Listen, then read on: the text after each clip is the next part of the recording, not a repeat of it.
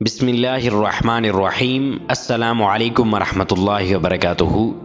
یقیناً تمام سننے والے دیکھنے والے آپ خیر و عافیت سے ہوں گے۔ اللہ تبارک و تعالی آپ سب کو دنیا اور آخرت کی کامیابی عطا فرمائے۔ آج کی ہماری حدیث اللہ کی طرف اعمال کا اٹھایا جانا۔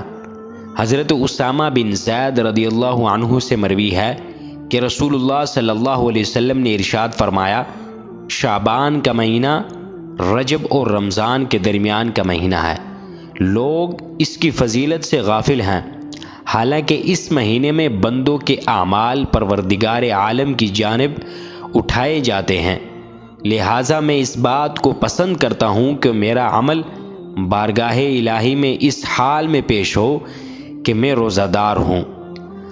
رسول اللہ صلی اللہ علیہ وسلم نے یہ خود فرمایا کہ یہ مہینہ ایسا مہینہ ہے کہ اس مہینے کے اندر اعمال اللہ تبارک و تعالیٰ کی بارگاہ میں پیش کیے جاتے ہیں۔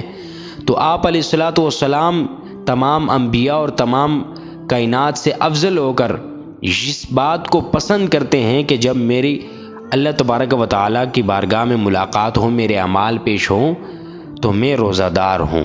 اللہ تبارک و تعالیٰ ہمیں اس مہینے کی قدر اور اس مہینے کے اندر روزہ رکھنے کی توفیق عطا فرمائے۔